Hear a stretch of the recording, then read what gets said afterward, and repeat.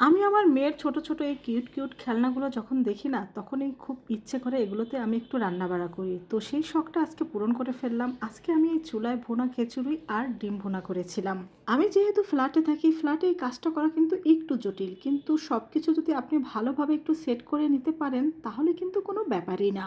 তো কথা বলতে, বলতে কিন্তু এখানে আমার চাল ডালটা ধুয়ে পরিষ্কার করে নেওয়া হয়ে গিয়েছে। এখন যেই পাত্রে আমি রান্না করব, সেখানে কিন্তু আমি চাল ডালটা নিয়ে নিয়েছি। এখানে লবণ, জিরা গুঁড়ো, হলুদ গুঁড়ো, মরিচ গুঁড়ো, আদা বাটা, রসুন বাটা আমি কিন্তু সব কিছু দিয়েছিলাম। আমরা বড় কিচেনে যেভাবে খিচুড়িটা রান্না করি, এখানে কিন্তু আমি সেভাবেই রান্না করব। কারণ এটা কিন্তু আমার মেয়ে আমি দুজনেই খাবো। আর এই খিচুড়িটা আমি হাতে মেখে করব, তাই এখানে সব মশলাগুলো আমি আগেই দিয়ে দিচ্ছি। তো এই সব মশলা দিয়ে দেওয়ার পর আমি এখানে তেল দিয়ে দিচ্ছি। তেলটা দিয়ে দেওয়ার পর এখানে দিয়ে দিচ্ছি আমি পেঁয়াজ কুচি, কাঁচামরিচ কুচি আর ধনিয়া পাতা কুচি। এখন এটাকে আমি হাত দিয়ে ভালোভাবে মেখে নেব।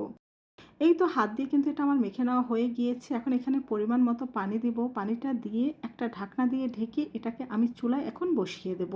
যারা ফ্ল্যাট বাসার মধ্যে এরকম ছোট্ট কিচেনে রান্না করতে চান, তারা অবশ্যই লক্ষ্য রাখবেন যে চুলাটা যেমন এমনভাবে তৈরি হয় যেন জালটা ভালোভাবে জ্বলে।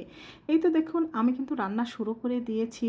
তো কিছুক্ষণ পরপর কিন্তু ঢাকনাটা তুলে এটাকে কিছুটা নেড়েচেড়ে দিতে হবে। এই তো ঢাকনা তুলে এটাকে আমি ভালোভাবে নেড়ে দিচ্ছি। দেখুন কত সুন্দরভাবে আমার খিচুড়িটা রান্না হচ্ছে। আমি যখন এই ছোট্ট চুলায় রান্না করছিলাম, আমার কিন্তু বারবার ছোটোবেলার কথা খুবই মনে পড়ছিল। কারণ ছোটোবেলায় আমরা কিন্তু প্রায় সকলেই এইভাবে করে রান্না করেছি। এই যে দেখুন আমার খিচুড়িটা কিন্তু তৈরি হয়ে গিয়েছে। তো এখন খিচুড়িটা আমি নামিয়ে নেব। এরপরে কিন্তু আমি এখানে ডিম ভুনা করব। তো এজন্য এখানে আমি আরেকটা প্যান বসিয়ে দিয়েছি আর দিয়ে দিচ্ছি এখানে পানি। আর এখানে আমি 4টা কোয়েল পাখির ডিম নিয়ে নিয়েছি। এখন এই ডিমগুলোকে ভালোভাবে সিদ্ধ করে নেব। তো এরই মধ্যে কিন্তু ডিমগুলো ভালোভাবে সিদ্ধ করা হয়ে গিয়েছে। এখন এই ডিমগুলোকে আমি তুলে নেব আর ডিমগুলোর খোসা আমি ভালোভাবে ছাড়িয়ে নেব। তো এরই মধ্যে আমি কিন্তু ডিমের খোসাগুলো ছাড়িয়ে নিয়েছি। তো চুলায় আরও একটি প্যান বসিয়ে তার মধ্যে তেল দিয়ে দিচ্ছি। এখন এই ডিমগুলো তেলের মধ্যে আমি ভালোভাবে ভেজে নেব। তো ডিমগুলোকে দিয়ে দিচ্ছি, সামান্য একটু হলুদ গুঁড়ো দিয়ে দেব আর সামান্য একটু লবণ দিয়ে দেব।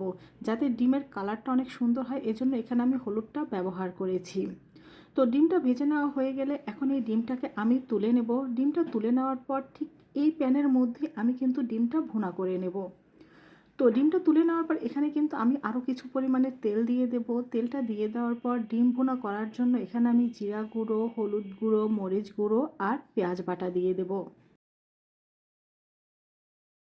তো সব মশলা দিয়ে দেওয়ার পর এখন এর মধ্যে আমি সামান্য আরেকটু লবণ দিয়ে দিচ্ছি শুধু মশলার জন্য।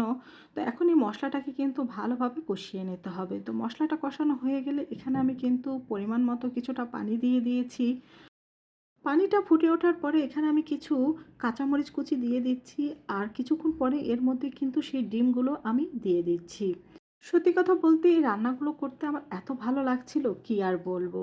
তো কথা বলতে বলতে কিন্তু এখানে আমার ডিম ভুনাটা হয়ে গিয়েছে, দেখতেই পাচ্ছেন। এখন এই ডিমটাকে আমি চুলা থেকে নামিয়ে নেব।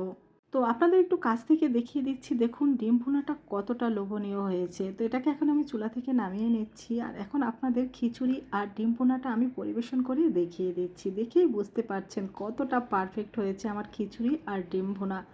তো বন্ধুরা, তোমাদের কাছে কেমন লেগেছে অবশ্যই কিন্তু কমেন্ট করে জানাবে আর তোমরাও বাসায় ট্রাই করতে পারো। সবাই ভালো থেকো। আল্লাহ হাফেজ।